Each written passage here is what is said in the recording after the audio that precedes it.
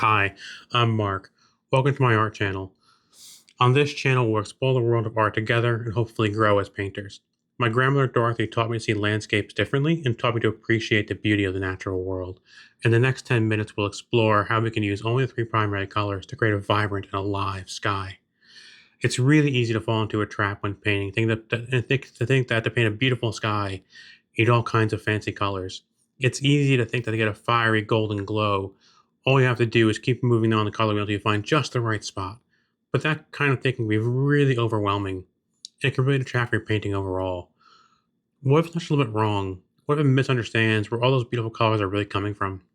What if to paint the entire universe of a sunset, all you really need are these: red, yellow, and blue, the primaries. They're the family that all the other colors come from. Today, I want to test a theory. Can we paint a breathtaking, golden, active sky that's full of drama and light, using only the three colors that started it all? The goal is to show that a deep understanding of how to mix color is so much more powerful than wiggling around on the color wheel. This is our three color challenge. Let's get right into it and have some fun painting. To test this, all we'll need is a digital canvas, which I've already set up here using a flat burnt sienna as the base layer. This underpainting is going to set the stage and help our beautiful blues just sing, a technique painters call a colored ground. The warm orange base will unify our painting and complement the cool blue. The rules for a little world are simple. The only colors I'm going to use are cadmium red, cadmium yellow, and phthalo blue. The colors that I've linked in the video includes the hex codes, making it easier for you to follow along. I've chosen three shades that have a lighter hue, as if the traditional paint have mixed with titanium white. I've also included one darker shade of phthalo blue to anchor the top left of our painting. All the colors of the final work has to come from three primaries. We will create that drama by blending on the canvas. My personal goal isn't just to make a painting, the hope is to capture something that feels alive. I'm imagining a late sunset, that moment when the light is putting on its final spectacular show, creating warm and golden tones. Now, in theory, this should be easy enough. Red and yellow give us our oranges, blue and red make our purples. The way we blend on canvas can have a dramatic effect on the painting overall. Blending can either give you a beautiful, clean new color or a disappointing muddy brown. That's the real adventure that we're on today. Every painting starts with a little bit of courage. This one's no different. My first move was to block in our basic colors and establish where our golden rays will shine brightest. In most skies, the coolest spot is way up at the top, and the painting will get warmer and lighter as it comes down to the horizon. That's our initial thought. A nice deep blue in the top, like left, against an orange base, and a deep red spot in the lower right. In between those two areas will be our yellow. We'll block in a bright spot, imagining our sun is just starting to dip below the horizon. As we start the painting, it'll look like a complete mess. That's okay though. The blue and the orange are going to fight a little bit, and we have this strong set of blocks of yellow and red sitting at the bottom just kind of hanging out. There's no harmony, there's no glow. It doesn't even look like a sky. It looks like, well, like maybe failing our challenge. In these moments of doubt, it's easy to think, what have I done? Does this even work? This is one of the biggest challenges when you're working with just a few colors.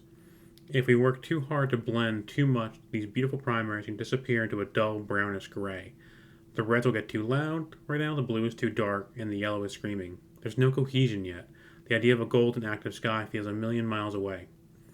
But that's all part of the process. In times like these, it's important to remember what Bob Ross said. In your world, there are no mistakes, only happy accidents. This is where the challenge really begins.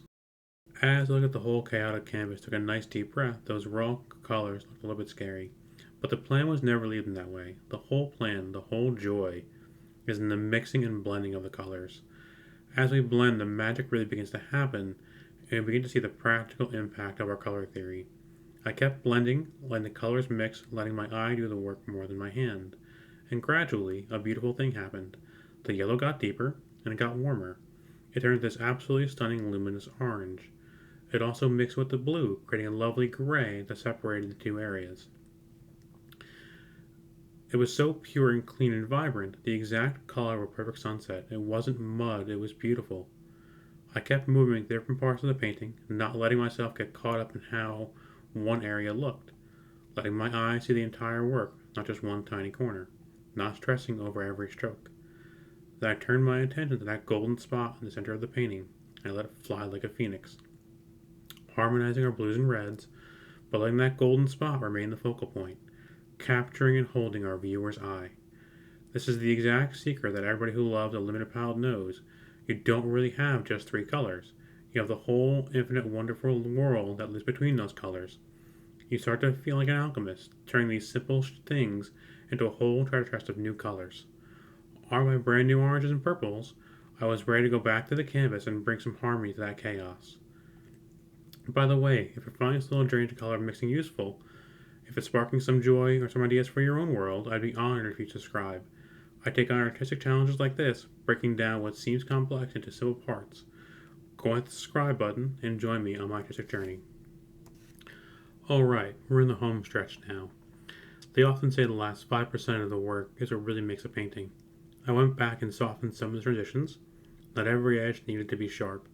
The contrast between the sharp, exciting edges and the soft, quiet ones give the painting a lovely rhythm, makes it feel much more natural. Then I step back, look at the whole painting, and there comes a time in every painting when you just know that one more brushstroke, one more little tweak would be one too many. The balance is there, the story has been told. It's time to save our finished work. So from three simple colors on a canvas that started as a big chaotic mess, we have this. A sky that feels alive, just burning with the last beautiful light of the day. Which really just goes to show that having a limited palette is truly a powerful and wonderful thing. Can you paint an epic sky with just three colors? The answer is a definitive yes. And I found in the end that limitation wasn't a problem at all. In a way, it was a gift.